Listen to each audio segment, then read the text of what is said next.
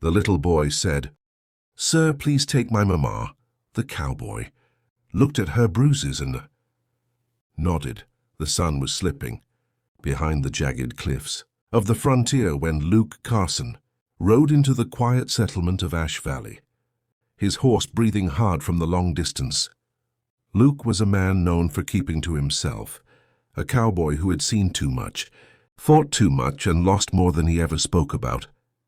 He never stayed long in any town. He didn't put down roots, but fate had its own plans that evening. As he guided his horse down the main dirt road, he noticed a small figure darting from between two abandoned barns, waving frantically. It was a little boy no older than 6 with straw-blonde hair, dusty clothes, and fear trembling in his eyes. His boots were mismatched, and he clutched a wooden toy horse as if it were the only comfort he had left in the world. "Sir, sir, please," the boy cried, running straight toward Luke. The cowboy pulled his reins gently, slowing his stallion until it came to a stop just inches from the boy. Luke leaned down, brows furrowed. "Easy there, kid. What's wrong?" The boy's chest heaved as he pushed out the words. "Please take my mama. She's hurt. She needs help, please."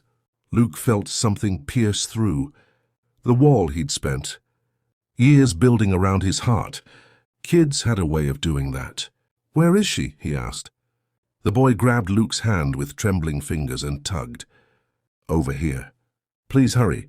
Luke dismounted in one swift motion and followed him through the broken barn doors. Inside, the scent of old wood mixed with smoke from a dying fire. And there, sitting on the wooden steps, was a woman pale as moonlight, her blonde hair tangled, her dress torn at the sleeve. She froze when she saw Luke, her hands instinctively curling around her leg as if protecting it. The bruises on her arm and ankle were dark and fresh.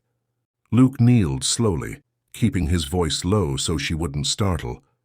"Ma'am, I'm not here to hurt you. Your boy came to get me.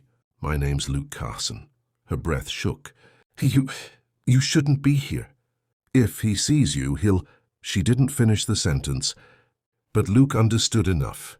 Someone dangerous, someone close, someone who had done this to her. "You need help," Luke said. She looked away, eyes brimming with shame and fear. The boy moved behind her, hugging her from the side as tears slid down his cheeks. "Mama, please. We need to go." Luke saw the way her fingers trembled when she touched the boy's hair. A woman desperate to be strong but clearly at the end of her strength. He swallowed hard. Who did this? She didn't answer with words. She simply glanced toward the back door of the barn where shadows flickered with approaching footsteps. Heavy ones. Luke's instincts sharpened instantly. He shifted closer to her, steadying her leg. "Can you stand?" She nodded but winced when she tried. Luke placed a steady hand beneath her arm and helped her rise. She leaned against the wooden railing for support. The boy clung to her skirt. The footsteps grew louder, like thunder rolling closer. Luke rested his hand on the grip of his revolver, but didn't draw it yet. "Ma'am," he whispered, "you don't have to stay with whoever did this to you. You and your boy deserve safety.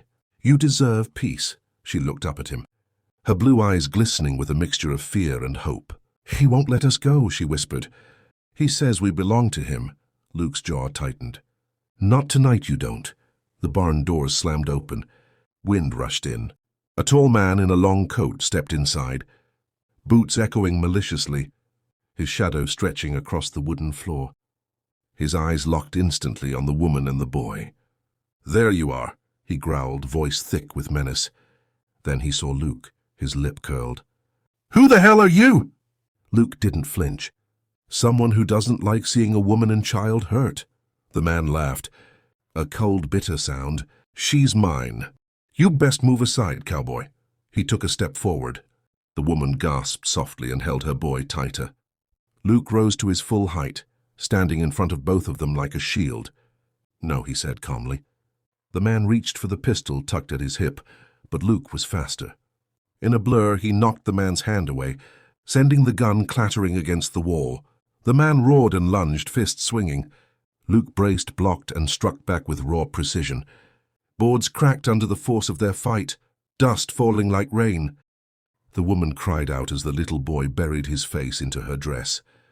With a final hard punch, Luke sent the man crashing to the ground. He groaned, blood pooling from his nose. Luke grabbed him by the collar. "They're leaving. You're done hurting them." The man spat, eyes full of hatred. "She'll come back." "They always come back." Luke looked over his shoulder at the woman, shaking, bruised but still standing. "Not this time," he said. Luke let the man fall and hurried back to the woman. "We need to get you two out of here now."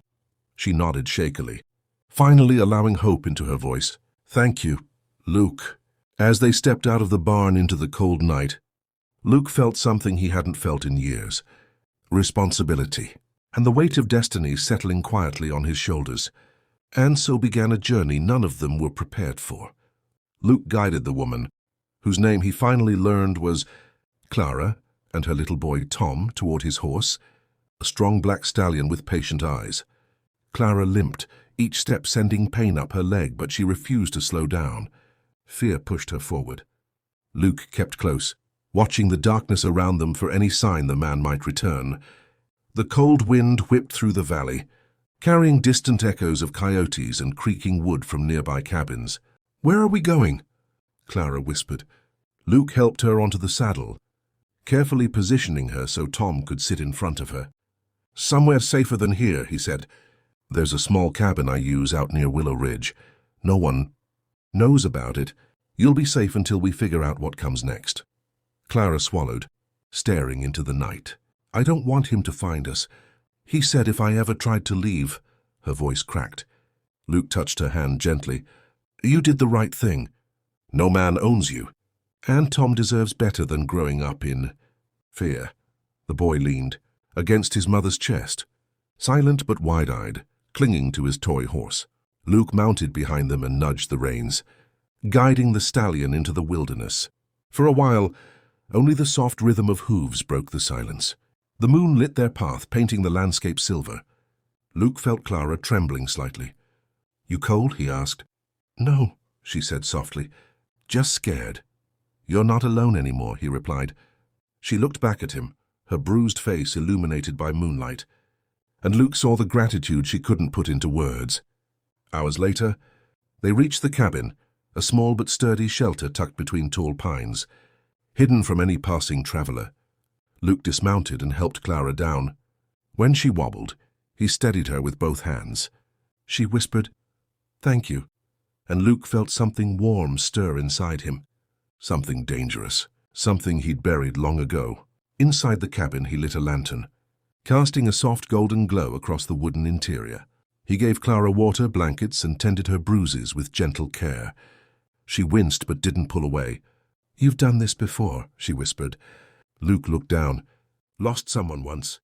Learned the hard way how to take care of the people who need it." Clara lowered her eyes. "I'm sorry." "Don't be," he said. "Just means I won't make the same mistakes."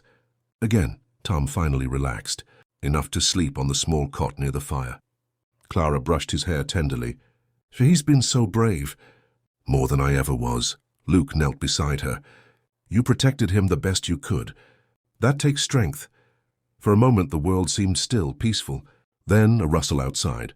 Luke stiffened. Clara froze. Someone was near. Luke motioned for her to stay quiet and slipped to the window. A dark figure moved through the trees, stealthy, determined. The man had followed them. Somehow he'd tracked them across miles of wilderness. "Stay with Tom," Luke whispered, drawing his revolver. Clara's breath hitched with terror. Luke stepped outside into the freezing air. The man emerged from behind a pine, gun aimed, hatred burning in his eyes. "You think you can take what's mine?" he snarled. Luke stepped forward, voice steady. "She was never yours," the man fired. The bullet grazed Luke's shoulder, sending a shock of pain down his arm.